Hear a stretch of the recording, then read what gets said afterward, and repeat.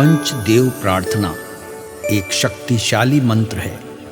प्रातःकाल सच्चे मन से इसे सुनने से जीवन के सभी दुख तुरंत दूर होने लगते हैं। पंचदेव प्रार्थना को प्रतिदिन सुनने से जीवन के असंभव कार्य भी संभव हो जाते हैं। तो आइए सुनते हैं यह पंचदेव प्रार्थना। गजाननं भूतगणादिसेवितं कपित्थजम्बूफलचारुभक्षणम् उमासुतं शोकविनाशकारकं नमामि विघ्नेश्वरपादपङ्कजम्। कर्पूरगौरं करुणावतारं संसारसारं भुजगेन्द्रहारं सदा वसन्तं हृदयारविन्दे भवं भवानी सहितं नमामि। शान्ताकारं भुजगशयनं पद्मनाभं सुरेशं विश्वाधारं गगनसदृशं मेघवर्णं शुभांगं लक्ष्मीकान्तं कमलनयनं योगिभिर्ध्यानगम्यं वन्दे विष्णु भवभयहरं सर्वलोकैकनाथम्।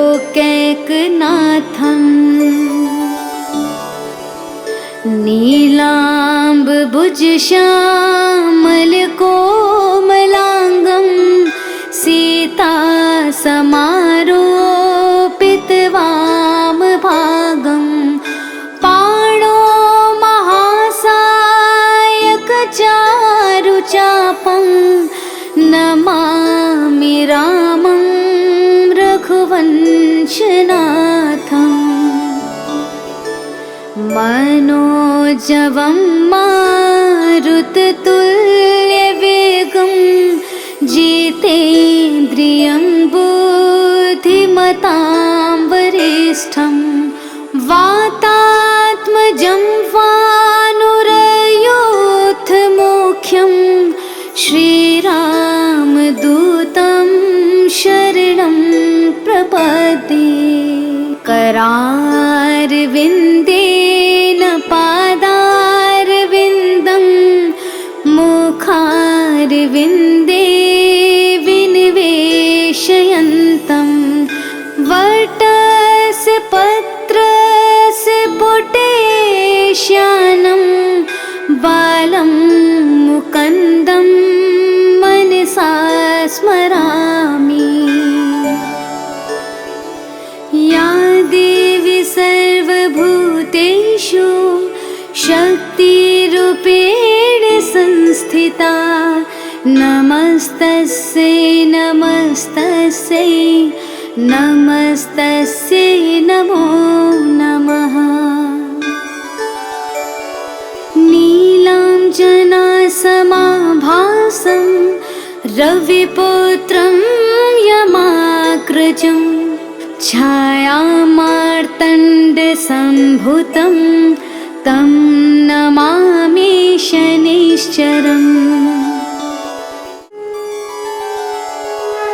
गजाननं भूतगणादिसेवितं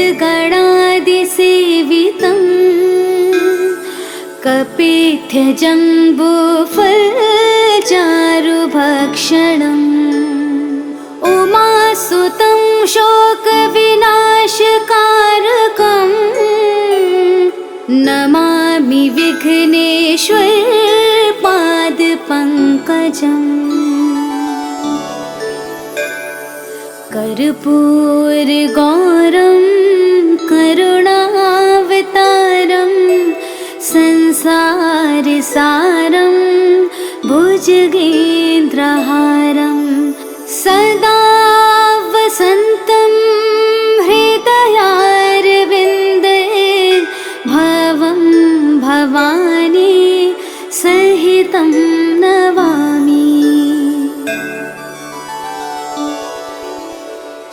शान्ताकारं भुजगशयनं पद्मनाभं सुरेशं विश्वाधारं गगनसदृशं मेघवर्णं शुभांगं लक्ष्मीकान्तं कमलनयनं योगिभिर्ध्यानगम्यं वन्दे विष्णु भवभयहरं सर्वलोकैकनाथम्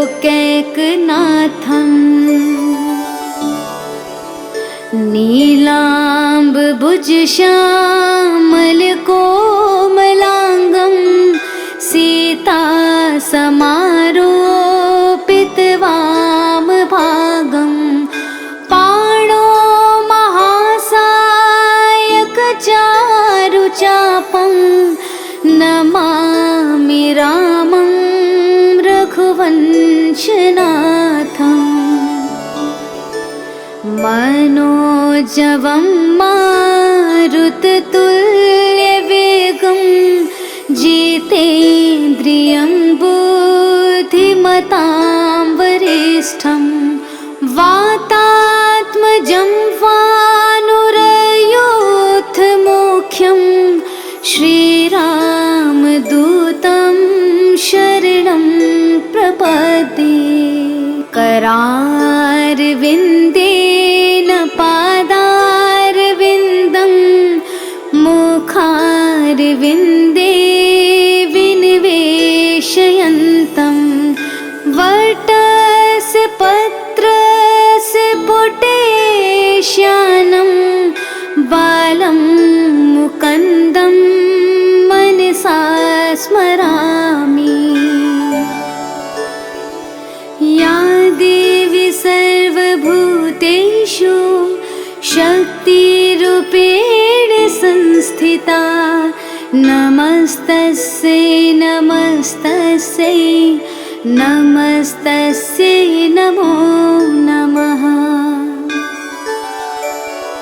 नीलाञ्जनासमाभासं रविपुत्रं यमाग्रजं छायामार्तण्डसम्भुतं तं नमामि शनैश्चरम्।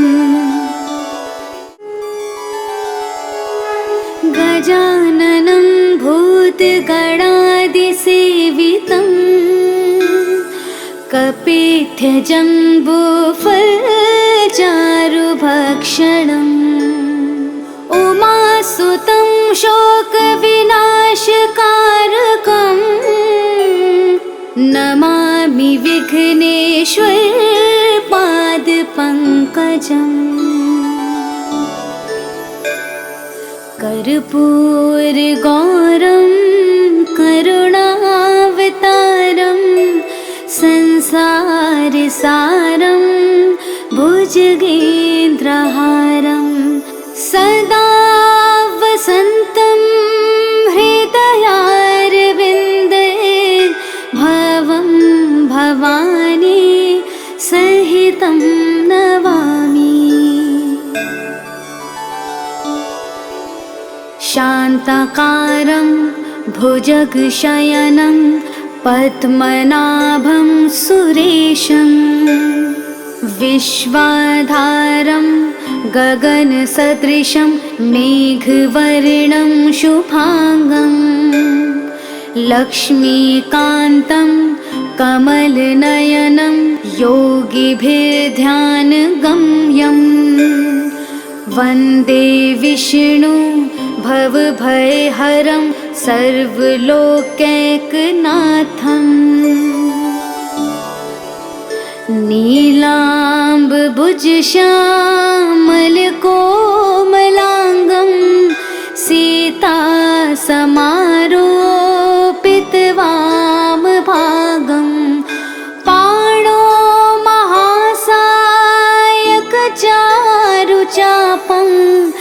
नमामि रामं रघुवंशनाथम्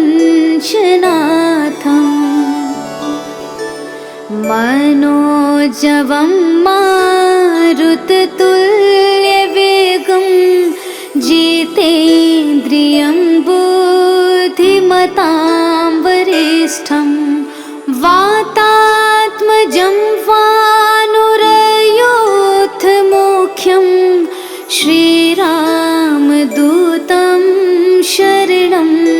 प्रपद्ये करारविन्देन पादारविन्दं मुखारविन्दे विनिवेशयन्तं वटस्य पत्रस्य पुटेश्यानं बालं मुकुन्दं मनसा स्मरामि। या देवी सर्वभूतेषु शक्तिरूपेण संस्थिता नमस्तस्यै नमस्तस्यै नमस्तस्यै नमो नमः। नीलाञ्जनासमाभासं रविपुत्रं यमाग्रजं छायामार्तण्डसम्भुतं तं नमामि शनैश्चरम्। गजाननं भूतगणादिसेवितं कपित्थजम्बूफलचारुभक्षणम् उमासुतं शोकविनाशकारकं नमामि विघ्नेश्वरपादपङ्कजम्। कर्पूरगौरं करुणावतारं संसारसारं भुजगेन्द्रहारं सदा वसन्तं हृदयारविन्दे भवं भवानी सहितं नमामि। शान्ताकारं भुजगशयनं पद्मनाभं सुरेशं विश्वाधारं गगनसदृशं मेघवर्णं शुभांगं लक्ष्मीकान्तं कमलनयनं योगिभिर्ध्यानगम्यं वन्दे विष्णु भवभयहरं सर्वलोकैकनाथम्।